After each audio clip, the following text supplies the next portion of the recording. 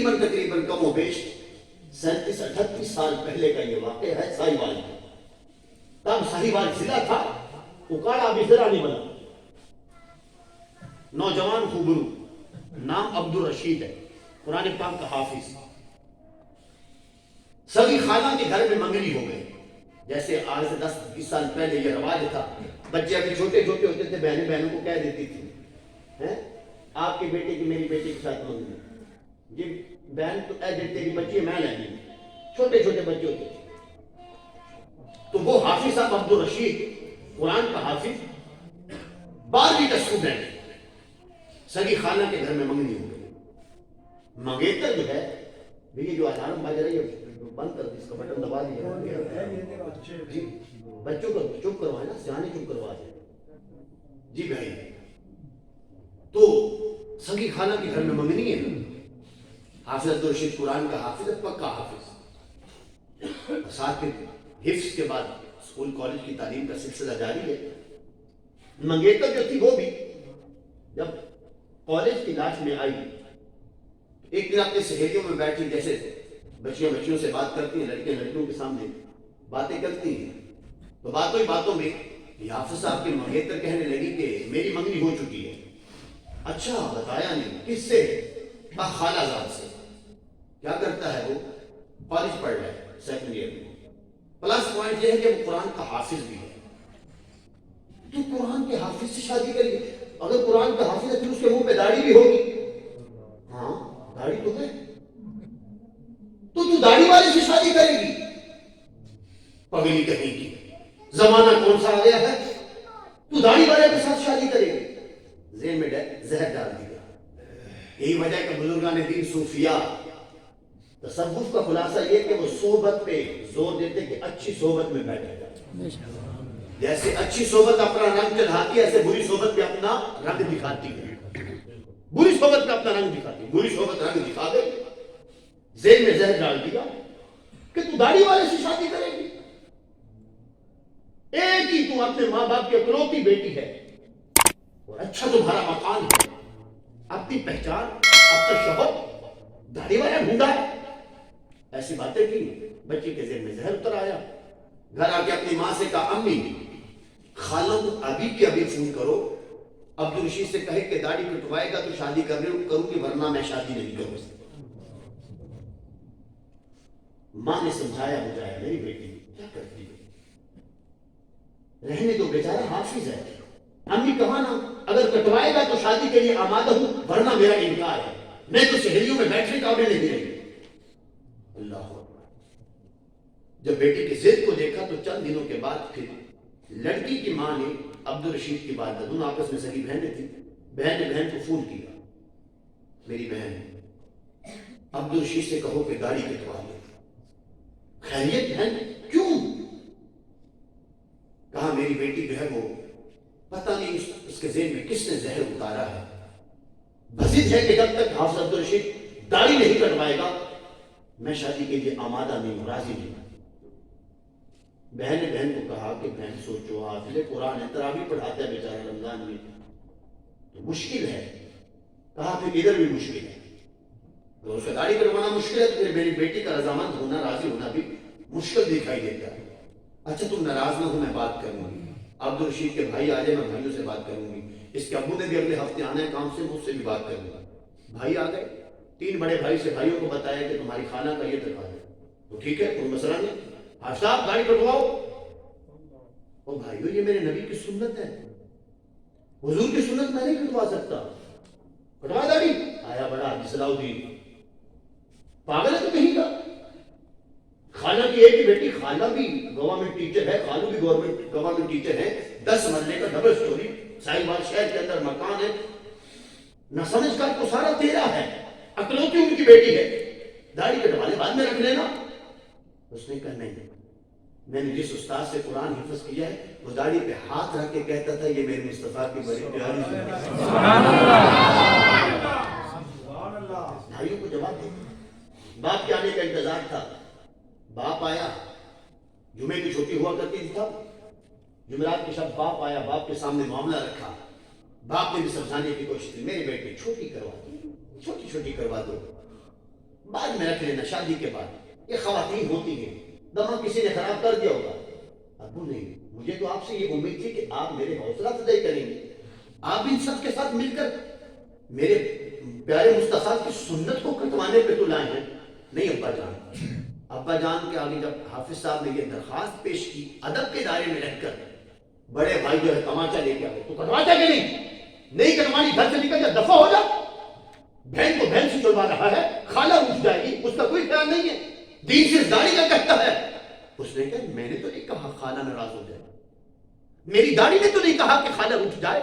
میں تو یہ تمہیں سمجھانا چاہ رہا ہوں کہ یہ داڑھی میرے مصطفیٰ کی سنت ہے. میں تم سب سے بے وفائی کر سکتا ہوں, میں اپنے آقا سے بے وفائی نہیں کر سکتا. سبحان اللہ. نکل گھر سے, نکل جا پھر گھر سے. اچھا ٹھیک ہے. بہتی آنکھوں کے ساتھ, جاری اشکوں کے ساتھ جو ایک دو سوٹ ہاتھ میں آئے, پکڑے شاپر میں ڈالے, افسردہ ہو کر گھر سے نکلا. جانا کدھر ہے, منظر کو کیا ہے پتہ ہی کوئی نہیں. پھر بلافر چلتے چلتے ریلوے اسٹیشن پہ آ گئے. محلے والوں سے سن رکھا تھا کہ کراچی یا لاہور میں مزدوری اچھی مل جاتی ہے اور جلدی مل جاتی ہے. اچھا جو ٹرین پہلے آ گئی اسی پہ چڑھ دوڑے, فیصلہ کیا کراچی جانا چاہیے. کراچی والی سمت میں جا کے کھڑا ہو گیا, ٹرین آئی, بیٹھا, کراچی چلا گیا.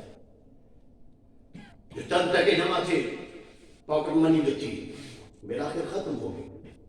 اب گاڑی کا کرایہ بھی نہیں ہے.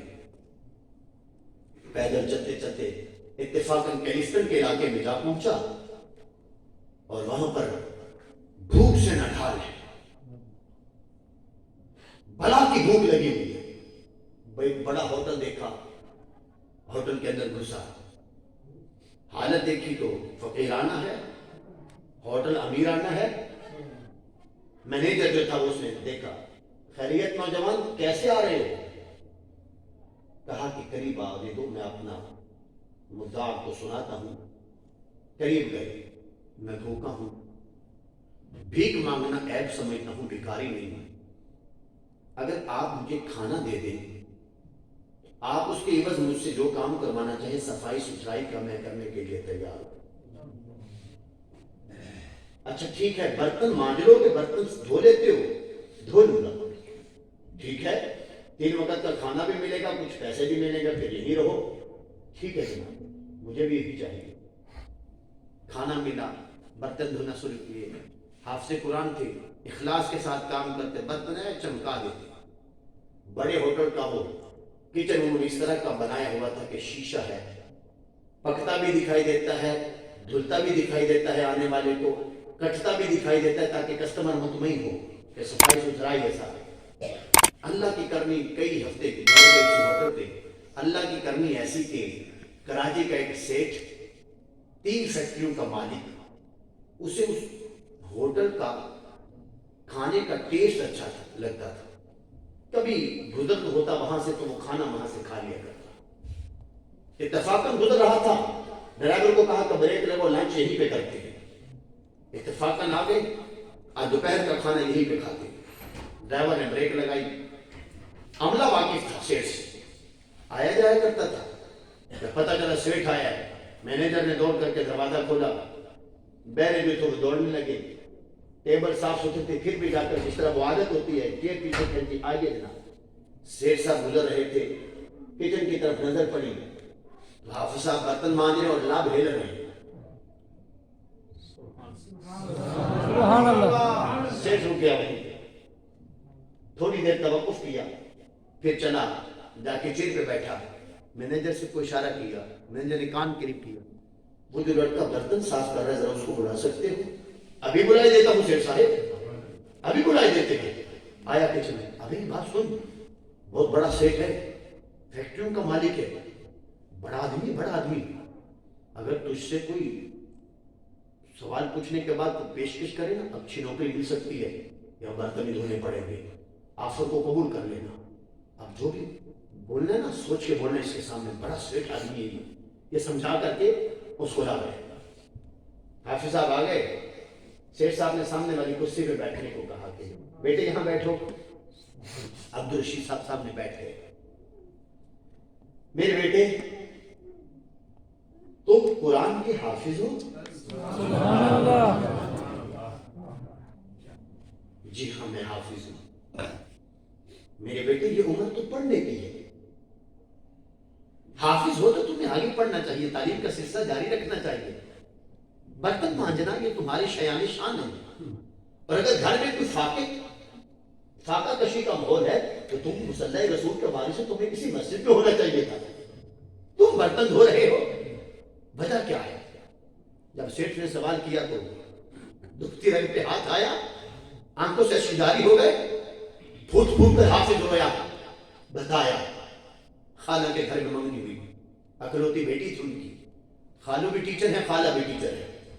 میرے ماں باپ محبت کی وجہ سے, رشتہ داری کو نبھانے کی وجہ سے اور میری روشن مستقبل کی وجہ سے لالچ میں آ کے کہتے تھے کہ تو داڑھی کٹوا دے, لیکن میرے مصطفیٰ کی سنت ہے نا, میں سب کو ناراض کر سکتا ہوں, میں اپنے مصطفیٰ کو ناراض نہیں کر سکتا. یہ وجہ ہے, یہ مجبوری ہے. ویسے میں کھاتے پیتے گھرانے کا ہوں, کبھی سوچا بھی نہیں تھا برتن مانجوں کا, کوئی بات نہیں. میرے مصطفیٰ کی سنت کی رکھوالی کرتے کرتے یہ ماحول بن گیا تو کوئی دوش نہیں, کوئی پرواہ نہیں. اب وہ بات سنا رہا تھا, سیٹ پھوٹ پھوٹ کے رو رہا تھا, عملہ حیران و پریشان تھا. جو آرڈر دیا تھا مینیجر کو کہا کہ یہ اس کی پیمنٹ ہے, کسی مستحق کو کھانا دے کھلا دینا, اور اگر تمہاری اجازت ہو تو میں اس نوجوان کو اپنے ساتھ لے کے جانا چاہتا ہوں. مینیجر نے کہا کہ جناب یہ ہمارا زر خرید غلام تو تھوڑا ہے, اپنی مرضی سے آیا تھا, اپنی مرضی کا مختار ہے, جانا چاہتا ہے تو ہم منع نہیں کریں گے. تو شیخ صاحب نے کہا بیٹے میرے ساتھ چلو گے؟ جی چلوں گا. آؤ میرے بیٹے. گئے واپس کچن سے اپنا وہ 2 سوٹ کا شاپر پکڑا, بھائی بڑی گاڑی, گارڈ کھڑا ہوا ہے.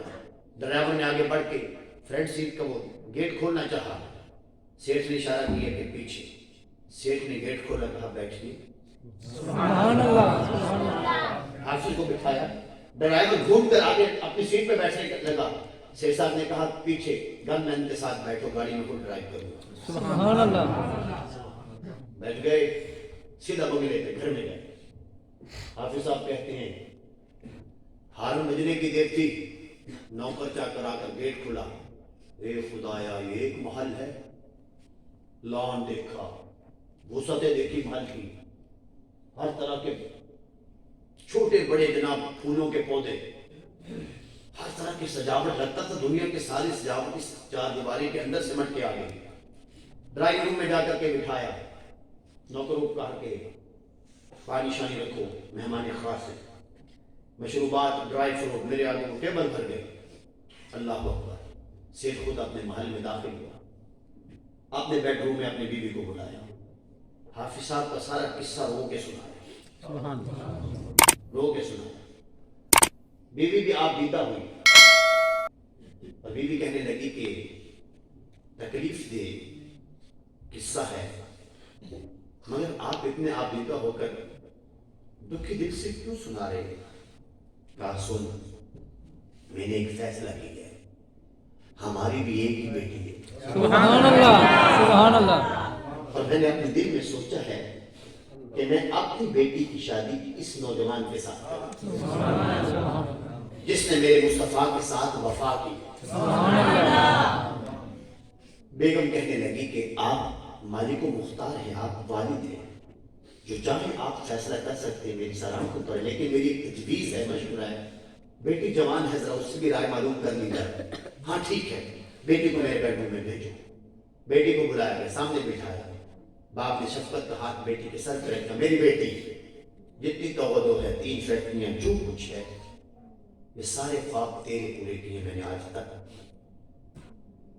کچھ نہیں مانگا. میری بیٹی آج سوال کرتا ہوں, بابا آپ مجھے شرمندہ کر رہے ہیں, بابا آپ حکم کیجیے. باپ نے ساری داستان بیٹی کو سنی. بیٹی کی آنکھوں میں آنسو ہوا. بابا آپ مجھ سے کیا چاہتے ہیں؟ میری بیٹی میں یہ چاہتا ہوں کہ تیرا شوہر وہ بنے جس نے میرے مصطفیٰ سے وفا کی. میں زمانے کو بتانا چاہتا ہوں آج اس پرستن دور میں اگر میرے مصطفیٰ کی سنتوں کی بے قدری کرنے والے لوگ موجود ہیں تو ابھی وہ گودے باندھ نہیں ہوئی, ابھی وہ مائیں زندہ ہے جو ایسے بیٹوں کو جنم دیتی ہے جو رسول اللہ کی سنتوں کا حیا اور قدر کرنے والے بھی ہوں۔ بیٹی نے اپنے آنسو پوچھتے ہوئے باپ کا ماتھا چوما اور کہا ابا جان میں یہ آپ کا انتخاب دل و جان سے قبول کرتی ہوں اور ساری زندگی فخر سے جیوں گی کہ میرا شوہر وہ ہے جو رسول اللہ سے وفا کرنے والا ہے، جو رسول اللہ سے وفا کرنے والا ہے۔ سیٹھ بیٹی کا ماتھا چومتا ہے، پیار کرتا ہے، خوشی مسکراتے اپنے آنسو پوچھ کر واپس ڈرائنگ روم کی طرف پلٹتا ہے۔ وہاں پر حافظ صاحب ابھی اسی ششو پانی میں یہ پیوں کہ یہ پیوں، یہ کھاؤں کہ وہ کھاؤں، اللہ اکبر۔ سیٹھ مسکراتا واپس آیا، ساتھ والے نشست پہ آ کر بیٹھا اور یہ بے تکلفی کے ساتھ گھٹنے پہ ہاتھ مار کے کہنے لگا میرے بیٹے میں نے فیصلہ کیا کہ میں تجھے اپنا بیٹا بناؤں گا۔ آپ عبدالرشید کہنے لگے کہ جناب میں آپ کے بیٹوں جیسا ہوں، آپ کا مطلب نہیں سمجھا۔ سنو میرے بیٹے، میری ایک ہی بیٹی ہے اور میں یہ چاہتا ہوں کہ میں اس کی شادی تم سے کر کے زمانے کو بتاؤں کہ مصطفیٰ کے وفا شعاروں کے قدر شناس بھی موجود ہے۔ اب حافظ کی آنکھوں میں آنسو آ گئے، حافظ رونا شروع ہو گئے اور حافظ صاحب نے کہا میرے ذہن میں علامہ اقبال کا یہ شعر گردش کرنے لگا کہ کی محمد سے وفا تو نے تو ہم تیرے ہیں، یہ جہاں چیز ہے کیا صاحب لہو قلم تیرے ہیں۔ گود میں لیا، پیار کیا، میرے بیٹے تم آج سے میرے فیصلے کے مطابق میرے داماد ہو، میں نے تمہیں چن لیا، تیرا انتخاب کر لیا۔ تو حافظ صاحب جو تھے اپنے آنسو خود کو سنبھالا دے کے آنسو پوچھتے ہوئے کہنے لگے جناب پھر میری ایک خواہش ہے، آپ پورا کرنے پہ قدرت بھی رکھتے ہیں، اللہ نے آپ کو اتنا دیا میں آپ سے دیکھ رہا ہوں، آپ چاہیں تو منگل میں جنگل میں منگل بنا دیں، میری یہ خواہش ہے کہ یہ شادی پھر ساہیوال میں ہونی چاہیے۔ سبحان اللہ۔ میرے بیٹے جو تیری خواہش ہم ویسے کریں گے، مگر کیوں؟ ہم تیرے بہن بھائیوں کو والدین کو یہاں بلائیں گے، بائیر بلائیں گے، نہیں میرے ماں باپ بہن بھائی تو آ جائیں گے لیکن میرے محلے والے نہیں آئیں گے، میری وہ خانہ اور خالو اور میری منگیتر رہ جائے گی۔ میں یہ شادی ساہیوال میں منعقد اس لیے کروانا چاہتا ہوں سیٹھ صاحب کہ اسٹیج سجدہ ہے، میں اپنے رشتہ داروں کو، برادری کو، اپنے محلے داروں کو جو مجھے مشورے دیتے تھے کہ کٹوا لے منڈوا دے ورنہ مار اٹھ جائے گی، میں ان سب کو بلا کر علامہ اقبال کا شعر سنانا چاہتا ہوں کہ محمد سے وفا تو نے تو ہم یہ جہاں چیز ہے کیا صاحب لوگو قلم میں کہا کرتا ہوں کہ کسی سیٹھ کے لیے نہیں، کسی سیٹھ کی صاحبزادی کے لیے نہیں، میرے مصطفیٰ کی خوشنودی کے لیے، اپنے رب کی رضا کے لیے، میرے مصطفیٰ کی سنتوں کو دل و جان سے قبول کروں۔ محبت کا تقاضا یہ ہے، عشق مصطفیٰ کا تقاضا یہ ہے، جو میرے مصطفیٰ کا